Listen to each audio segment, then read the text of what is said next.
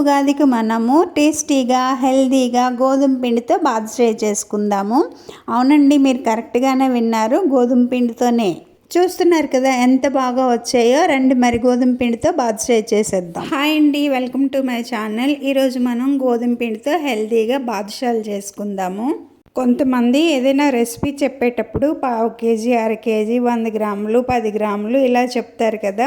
అవన్నీ మనం ఎలా కొలతలు తీసుకోగలము. అందుకనే నేను సింపుల్గా గ్లాస్తోనూ స్పూన్తోనే కొలతలు చెప్తానండి. ముందుగా 2 గ్లాసులు గోధుమ పిండి తీసుకొని జల్లెడ పట్టుకోవాలి. అందులో పావు టీ స్పూన్ ఉప్పు వేసుకున్నానండి, చాలా కొంచెము. ఆ తర్వాత అర teaspoon baking soda and అర టీ స్పూన్ బేకింగ్ పౌడర్ అండి. ఈ 2 వేసుకోవాలండి. ఆ తర్వాత ఇప్పుడు టేబుల్ స్పూన్తో 1 టేబుల్ స్పూన్ పంచదార, 1 స్పూన్ నెయ్యి, 2 స్పూన్లు పెరుగు వేసుకోవాలి. ఇవన్నీ కూడా పొడి శుభ్రంగా కలిపేసుకున్న తర్వాత కొద్దిగా వాటర్ వేసుకొని ఇలా గట్టిగా కలిపేసుకోవాలండి, చపాతీ పిండి లాగా. తర్వాత తడి క్లాత్ దాని మీద కప్పేసి ఒక మూత పెట్టేసి అరగంట సేపు నాననివ్వాలండి. అరగంట తర్వాత కడాయి పొయ్యి మీద పెట్టుకొని నూనె వేసుకొని స్టవ్ ఆన్ చేసుకోవాలి. ఇప్పుడు మనం కలిపి పెట్టుకున్న గోధుమ పిండి ముద్దను చిన్న చిన్న ఉండలు ఒక సైడ్ నుంచి తీసుకొని స్మూత్గా ఇలాగ నలుపుకోవాలండి. గట్టిగా నలుపుకూడదు, ఎందుకంటే లోపల ఫ్లఫీ అయి ఉన్నది కదా పిండి, అది అలాగే ఉంటే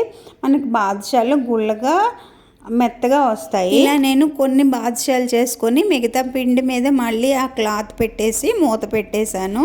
అన్నీ ఒకేసారి చేసేస్తే గాలి పట్టేసి ఆరిపోతాయండి, అందుకని కొన్నే చేసుకున్నాను. ఇప్పుడు నూనెలో వేసుకోవాలి. నూనె బాగా వేడెక్కకూడదండి, కొంచెం వేడిగా ఉన్నప్పుడే వేసుకోవాలి.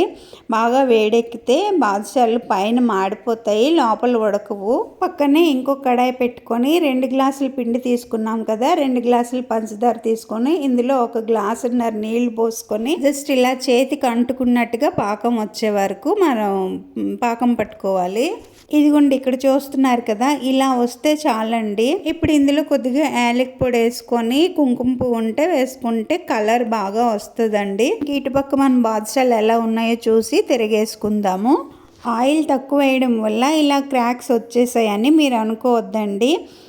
ఆయిల్ ఎక్కువ వేసినా కూడా ఇలాగే వస్తాయి, ఎందుకంటే మనం చేస్తున్నది మైదా పిండి కాదండి, తిరిగేసిన తర్వాత కూడా సిమ్లో పెట్టి వేయించుకొని ఇలా గోల్డెన్ బ్రౌన్ వచ్చిన తర్వాత మనం తీసి పెట్టుకున్నాం కదా పాకము, అందులో వేసుకోవాలండి. వేగే లోపల నేను నెక్స్ట్ బ్యాచ్ కూడా రెడీ చేసుకున్నాను, అవి వేసేస్తున్నాను ఇప్పుడు.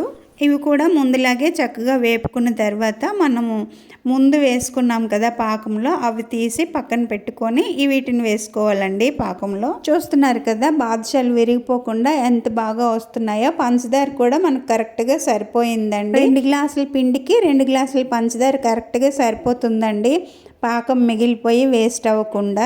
ఇదిగోండి, మిగతా పాకంలో 2వ బ్యాచ్ కూడా వేసేసాను. అరగంట అయితే మొత్తం పాకం అంతా పీల్చుకుంటాయి. చిన్న గ్లాస్తో 2 గ్లాసుల గోధుమ పిండికి ఎన్ని బాదుషాలు అయ్యాయో చూసారు కదా. ఈ ఉగాదికి హెల్దీ అండ్ టేస్టీ గోధుమ పిండి బాదుషాలు మీరు కూడా చేసుకొని తినండి. బాదుషా రెసిపీ మీకు ఎలా అనిపించిందో కామెంట్ చేసి చెప్పండి. నచ్చితే లైక్ చేసి హైప్ ఇచ్చి షేర్ చేయండి. సబ్స్క్రైబ్ చేసుకోవడం మర్చిపోకండి.